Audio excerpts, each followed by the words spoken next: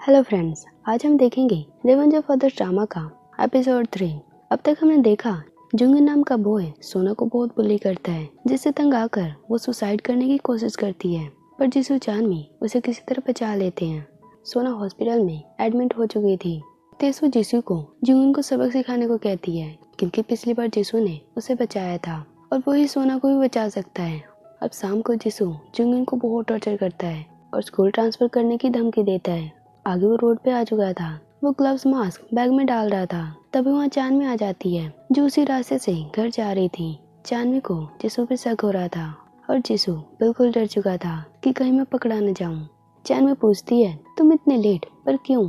जिसू डरते हुए अपने आप को संभालते हुए बोलता है, बस स्पोर्ट्स का कुछ काम था, वैसे आगे का रास्ता थोड़ा खराब है, तो अपना ध्यान रखना। चानवी जिसू के जूतों को भी देख लेती है, जिस पर खून के छींटे लगे हुए थे। वो समझ जाती है कि कुछ तो गड़बड़ है, पर वो कुछ भी रिएक्ट नहीं करती और वहाँ से चली जाती है। जिसू भी बस चानवी के बारे में सोच रहा था कि क्या वो सच जान गई है या बस अनजान बनने का एक्ट कर रही थी। जिसू जिम में भी बहुत बॉक्सिंग करता है, वो परेशान हो गया था। अब नेक्स्ट टाइम देखते हैं चानवी फनरल हाउस जाकर अपने भाई के लिए प्रे करती है और उस कल की बात याद करती है जिसे वुनसुक ने बुली किया था। दूसरी साइड हम जिसू को देखते हैं, वो भी यहाँ आया हुआ था क्योंकि उसके बड़े भाई की, जिसका नाम सुमिन था, उसकी भी मौत हो चुकी है। वो उसके लिए प्रे करता है। तभी चानवी उसे चुपके से देख लेती है। जिसू को शक होता है कि उसे कोई देख रहा है, पर चानवी छुप जाती है और जिसू उसे नहीं देख पाता।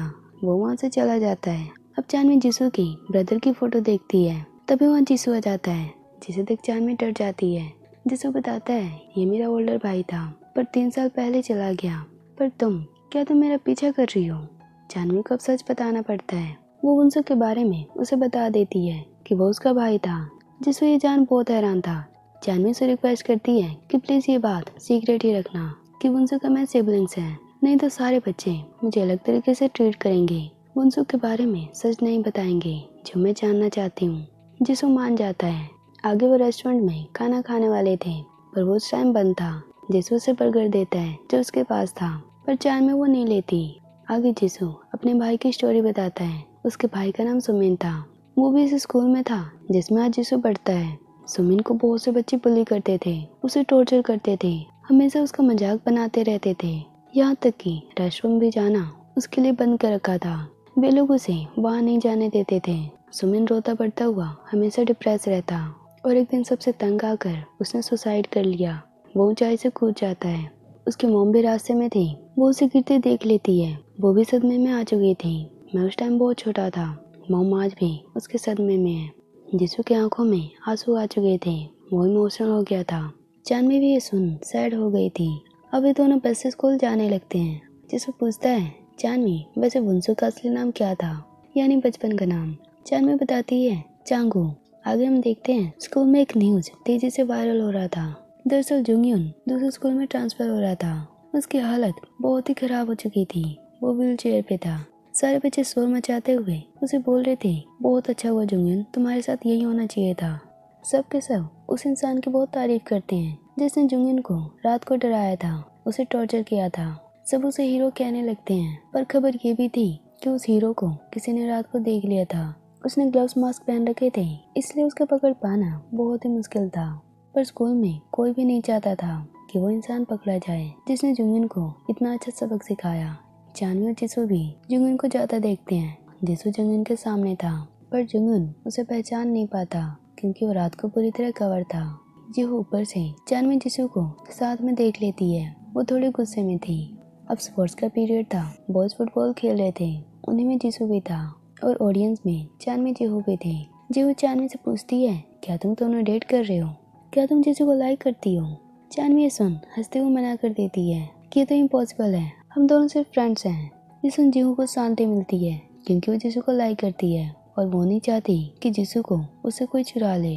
गेम चल रहा था, पर चानवी तो बस अपने भाई के बारे में सोच रही थी। तभी हम देखते हैं जिसू को खेलते हुए उसके सिर पे चोट लग जाती है और वो बेहोश होकर वहीं गिर जाता है।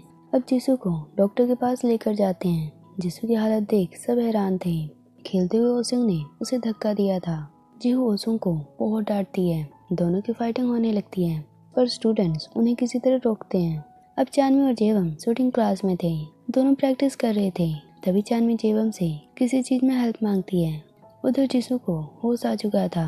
वो अब जैसे उठता है वो देखता है कि जेहू बाहर उसका होश आने का वेट कर रही थी। वो उसका बैग, उसका ड्रेस उसे देती है। जिसू उसे थैंक्स कहता है। अब दोनों साथ में जा ही रहे थे, तभी तेसू वहाँ से गुजरते हुए जेहू से टकरा जाती है। जेहू को गुस्सा आ जाता है। वो उसे फाइट करने वाली थी, पर जिसू उसे रोक देता है, ये कहते हुए चलो बाहर खाने चलते हैं।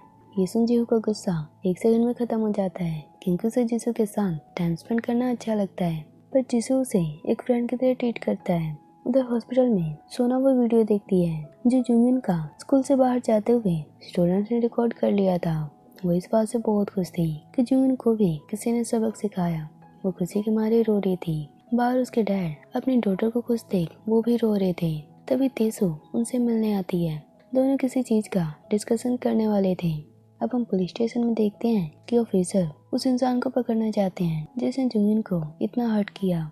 उसके पैरों की बोन्स भी तोड़ दी थी। वे छानबीन करने लगे थे। आगे हम चानवी को देखते हैं जो किसी का वेट कर रही थी। कुछ देर बाद उसे मुझसे मिलने आता है जिसे जेवन ने भेजा था, क्योंकि शूटिंग क्लास में चानवी ने जेवम से यही रिक्वेस्ट की थी कि वो ओसुन से मिलना चाहती है। अब ओसुन कहता है, बताओ चानवी, तुम्हें मुझसे क्या काम है।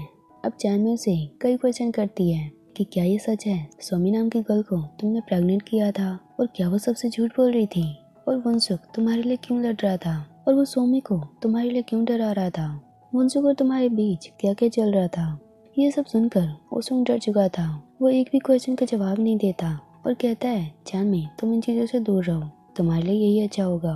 वो सिर्फ मेरा एक दोस्त था जो अब जा चुका है। ओसुंग अब जल्दी जल्दी वहाँ से चला जाता है, पर जल्दबाजी में उसका फोन वही रह जाता है। चानवी उसका फोन लौटाने उसके पीछे पीछे जाती है, पर ओसुंग टैक्सी में बैठ चुका था। अब चानवी उसका पीछा करते हुए उसके घर तक पहुंच जाती है। ओसुंग अपने रूम में था। वो थोड़ा डरा हुआ था, जैसे कि वो कुछ जानता हो पर बताना नहीं चाहता। बाहर चानवी डोरबेल बजाती है। कुछ देर बाद वहाँ जीहो आती है। वो ओसुंग का फोन लेकर वहाँ से चली जाती है। यहाँ हमें पता चलता है कि जीहो की मोम और ओसुंग के डैड दोनों ने दूसरी शादी की है, यानी ओसुंग और जीहो स्टेप भाई बहन है। पर स्कूल में किसी को भी नहीं पता कि ये दोनों सिबलिंग्स हैं।